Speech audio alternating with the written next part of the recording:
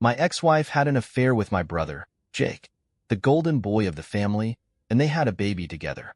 Now, out of nowhere, my family, who always treated me like dirt, is coming to me with their hands out since I've landed a big promotion. Let me break it down for you. I'm 29 now, and it's been 2 months since I divorced Sarah, my ex-wife. She's 27, just like Jake. Turns out those two had been sneaking around behind my back for a while. I didn't know anything until about 4 months ago, when Sarah announced she was pregnant. At first, she tried to pass the baby off as mine, but something didn't sit right with me, especially with Jake hanging around so much. I started to piece things together when his visits became more frequent, so I decided to check Sarah's phone. Sure enough, the truth hit me like a truck. She finally admitted it. She and Jake had been seeing each other for months. There was no way she could deny it anymore. My relationship with my family had been rocky long before this. I left home the second I turned 18 and never looked back. Growing up, they always treated me like I was the odd one out. While Jake could do no wrong, he was their pride and joy. The final straw for me was when I got accepted into college. You'd think that'd be a big deal, right? Well, not in my family. Instead of celebrating my achievement, they threw a party for Jake. Their excuse? They didn't want him to feel left out. When I confronted them about it, they told me to stop complaining and focus on supporting Jake. That was the moment I decided I was done with them. From then on, I was on my own. I worked my way through college, juggling loans and part-time jobs. After graduation, I shared a tiny apartment with a buddy and kept pushing forward.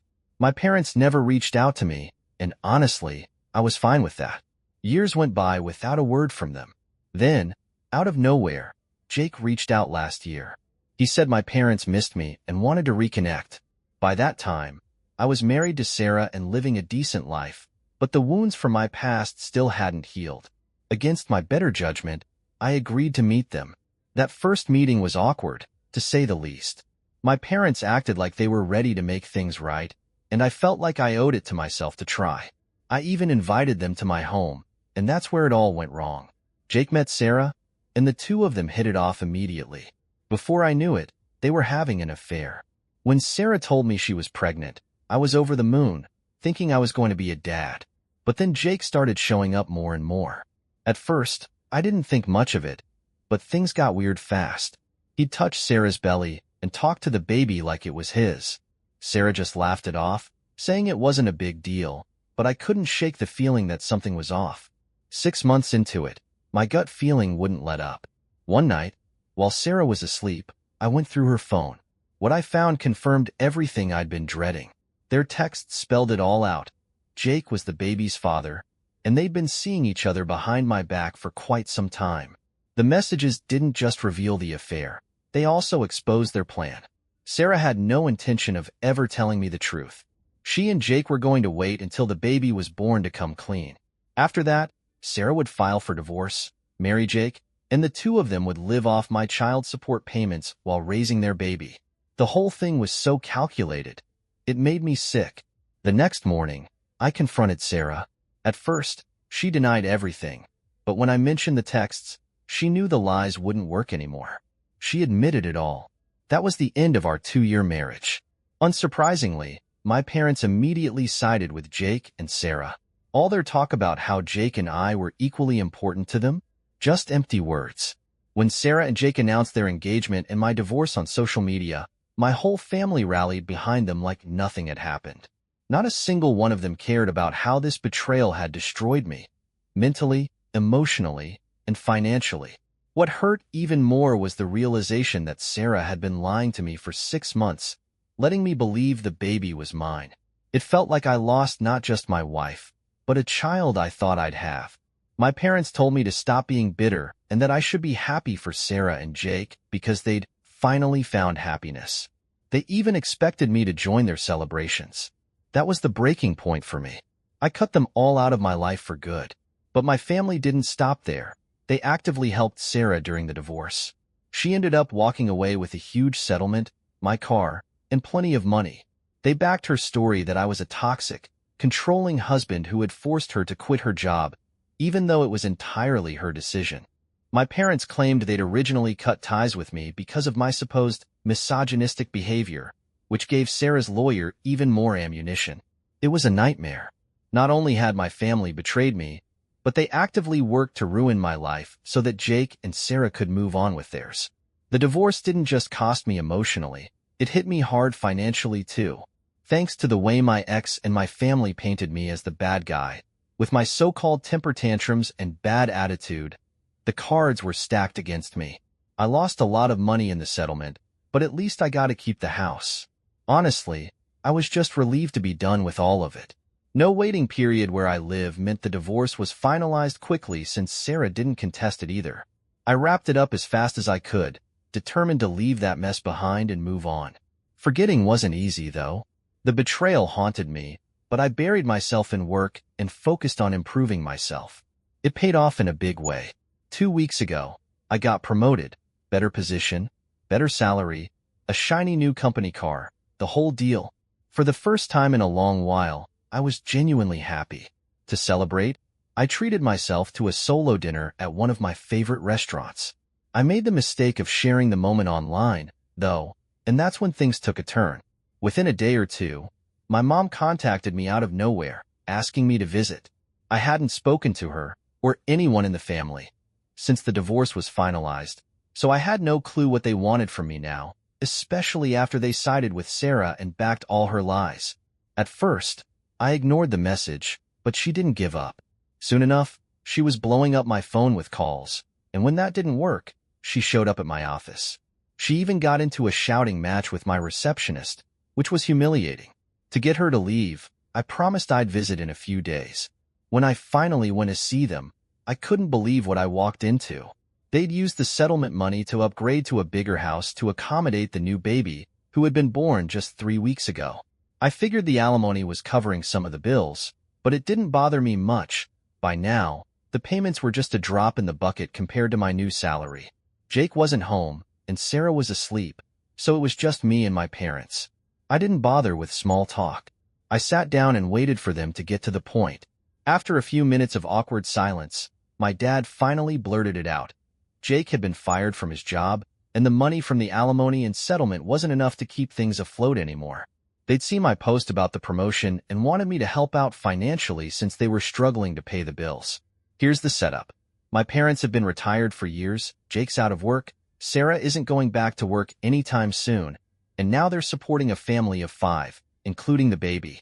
My alimony wasn't even close to covering their new lifestyle, and they were clearly desperate. With a newborn in the house, I figured they were struggling, but what shocked me was the sheer audacity they had to ask me for help after everything that had happened. I was so stunned I didn't say anything for a few minutes. Eventually, I came to my senses and realized I didn't owe them anything. Not my time, not my money, nothing. Without a word, I got up and headed for the door. When I opened it, there was Jake, standing on the porch. My parents shouted for me to stay and hear them out, and Jake looked a little caught off guard seeing me there. I ignored all of them and stepped outside. It was pouring rain, and by the time I made it to my car park just off their lawn, I was drenched. My mood, which was already bad, hit rock bottom. As I was fumbling for my keys, my family followed me into the rain, begging one last time. This time, it was Jake who spoke up. It was strange. He's always been smug and full of himself, a product of the way our parents treated us growing up. Seeing him humble himself to ask for help was unusual, and I could tell it took a lot for him to do it. That said, I wasn't moved. I lost my cool. I told them to leave me alone and said if they were that desperate, they could beg on the streets. A stranger who didn't know them might actually feel sorry for their situation. Unlike me. After that, I got in my car and drove off, leaving them standing there in the rain. I'm not going to lie, it felt satisfying. My family had done nothing but mistreat me my entire life, so giving them a taste of their own medicine felt fair. It's been 2 days since that happened, and now I'm second-guessing myself. My mom hasn't stopped texting me. She's guilt-tripping me non-stop, and I do feel bad. It's not like I can't afford to send them a little money. It wouldn't hurt me financially. But after everything they've done, it just feels like they're using me again. I can't shake the feeling that helping them would only let them off the hook. After thinking it over, I decided not to help them. It was a tough choice because I felt so guilty about turning my back on them. But then it hit me. They've been doing the exact same thing to me my whole life. Even during the divorce, they threw me under the bus without a second thought. So why should I feel bad about looking out for myself for once? I told my mom to stop pestering me. I even warned her that if she didn't quit, I'd get my lawyers involved, and it wouldn't end well for her or the rest of the family. That didn't go over well. A few days later, Jake showed up at my house to talk. He claimed he felt bad about how I was treated growing up, but then followed it up with the most Jake-like thing he could say, that he couldn't help being inherently better than me. Jake showed up at my house again, and this time, he came with a new angle. He started lecturing me about how I shouldn't be so bitter toward our parents. According to him, they did what any normal parents would have done in their situation. He said I needed to grow up, stop holding grudges like a child, and help them out because they were in a tough spot. Honestly, I couldn't hold back. I laughed right in his face. The way he was twisting the situation to make it sound like I was the problem was ridiculous. I told him straight up that instead of wasting his time trying to guilt-trip me, he should probably focus on finding a job. That clearly struck a nerve because his whole demeanor changed. He started yelling, accusing me of being jealous, that not only had our parents always preferred him, but even Sarah had too. According to Jake, my refusal to help was nothing more than petty revenge. I didn't even bother arguing. Instead, I calmly agreed with him. I told him he was absolutely right. This was all about revenge, and there was nothing he could do about it. That pushed him over the edge. He stormed off, shouting that he'd find a way to make me pay and that I'd regret ever speaking to him like that. Honestly, I'm not worried. Jake can threaten me all he wants, but he's not capable of following through on anything. I know him too well to take his empty words seriously. 3 days ago, Jake tried again to convince me to help, but of course, it didn't work. My parents had already failed to change my mind, and now Jake's efforts were just as useless. So, this time, they brought in reinforcements, Sarah. She called me out of the blue.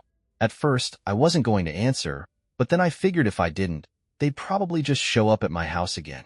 Against my better judgment, I picked up the call.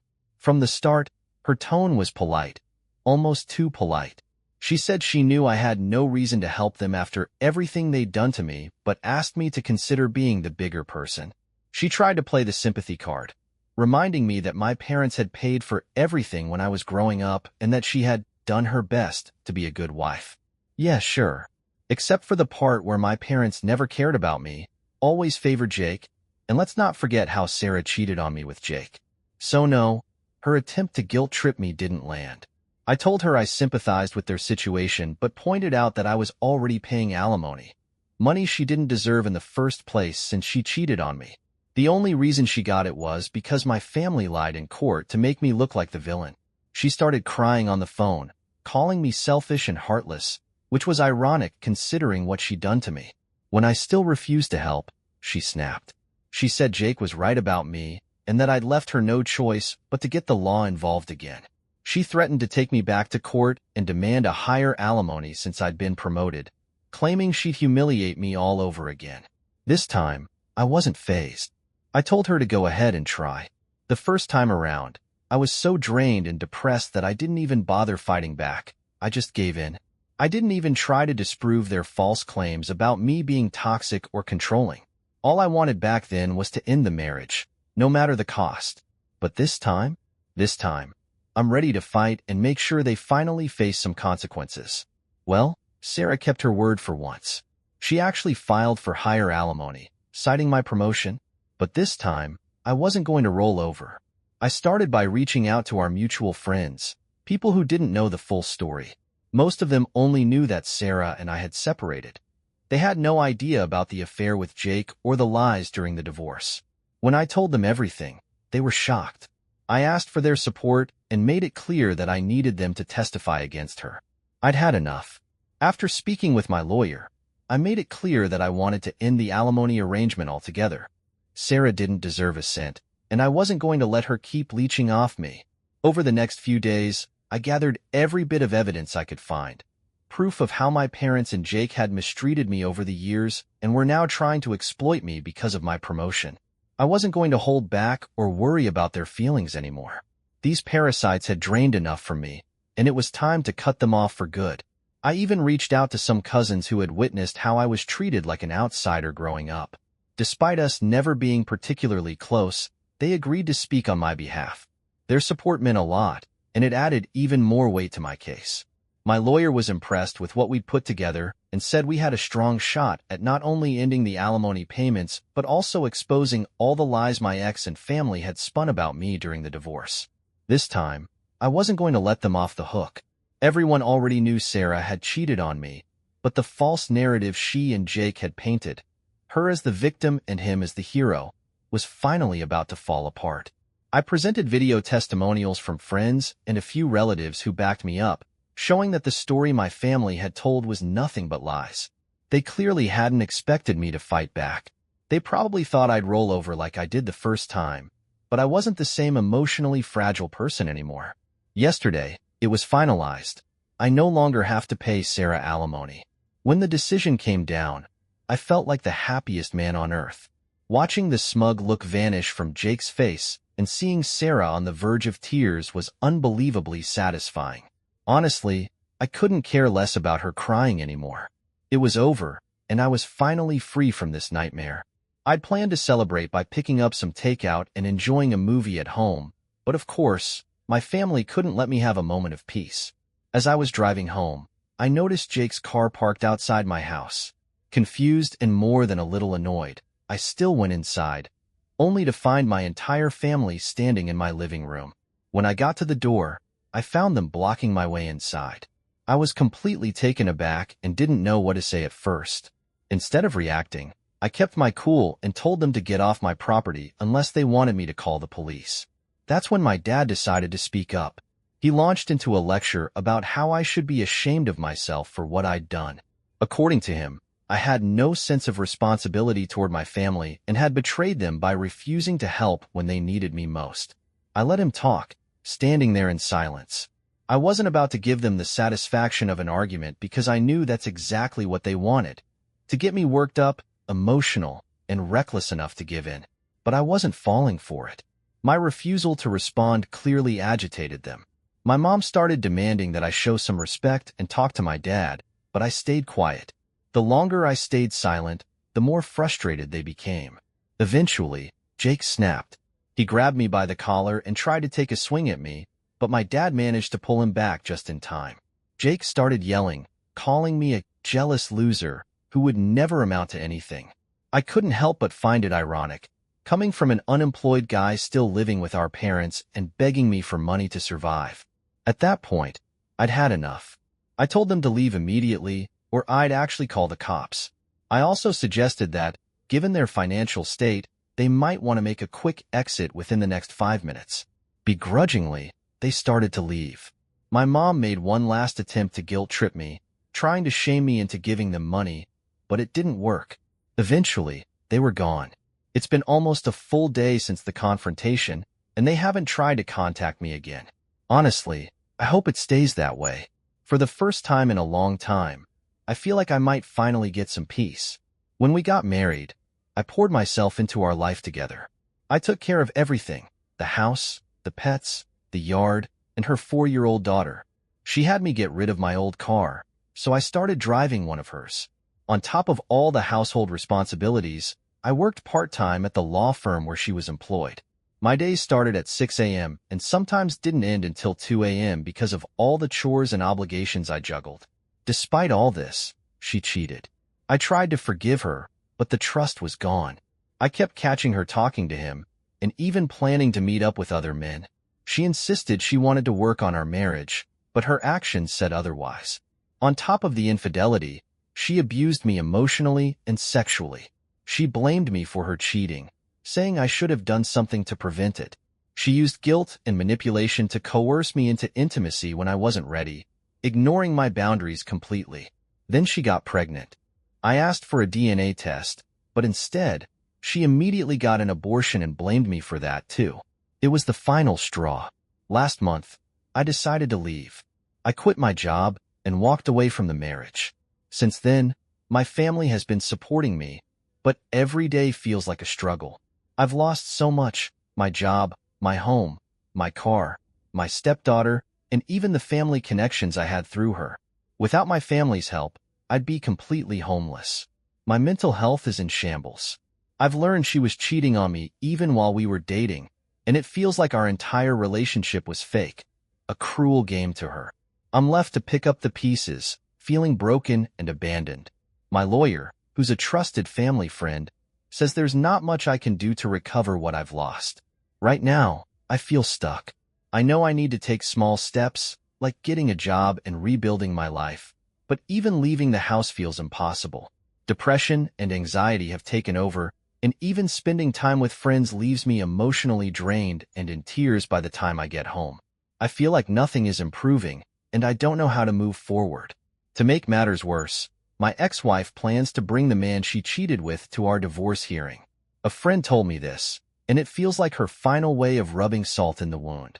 Some friends have offered to come with me for support, while others think I should ignore it and focus on the legal proceedings. I'm torn on how to handle this. She had been planning to meet up with other men, even out of town, while exchanging inappropriate Snapchats and text with them. Every time I confronted her, she lied to my face, insisting she'd cut contact. It was the same story on repeat. Finally, I had enough. I told her I was leaving and filing for divorce. Her response? She threatened to kill herself if I went through with it. Well, here we are. I'm alive, and she's permanently out of my life. After the courthouse visit, I hit the gym and smashed a few new personal records. Honestly, I felt incredible. She doesn't know where I live now. I've moved out of town, and she has no idea where my new job is either. This woman, who I once loved deeply and would have done anything for, managed to take nearly everything from me. My job, my car, my home, my stepdaughter, my marriage, my mental health, and possibly even my child. I still believe the baby she aborted was her affair partner's, but she refused a DNA test and blamed me for the abortion when I asked for one. This past year has been nothing short of hell. Through it all, she had the audacity to blame me for tearing apart the family because I chose to leave. When she showed up at the courthouse this morning, I was already speaking with my lawyer. All we needed was the judge's signature to finalize the paperwork. I didn't look at her once, not even when she tried to hand me some mail she'd brought from the house. I just took it and walked away. Oddly, her affair partner didn't show up with her, despite her telling mutual friends that he'd be there. The hearing went smoothly. Inside, I was stressed and emotional, but I kept a calm demeanor and a small smile on my face. She, on the other hand, looked like she was about to cry, but I never turned to see her. When I got home, I sorted through the mail she'd handed me and found a note tucked inside. That's when I learned the real reason her affair partner didn't come to the hearing. He'd gotten another woman pregnant. I ripped up the note and threw it away. The irony wasn't lost on me. She had a loving husband, someone who cared for her and her daughter, and she threw it all away for a man who was seeing other women behind her back. To top it off, the guy hates being a father. He's lazy, abusive. He even beat her when they were together, and pawns off his daughter on his own mother whenever he has her. Her daughter, my stepdaughter, barely knew him. She used to call me Dad and refer to him by his first name.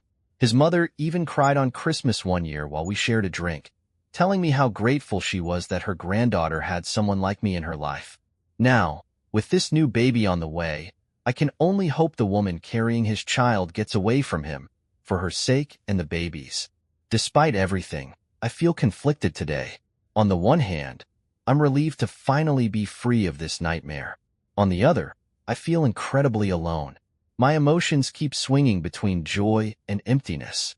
I thought I'd feel nothing but relief, but the truth is, I wish none of us had to suffer like this.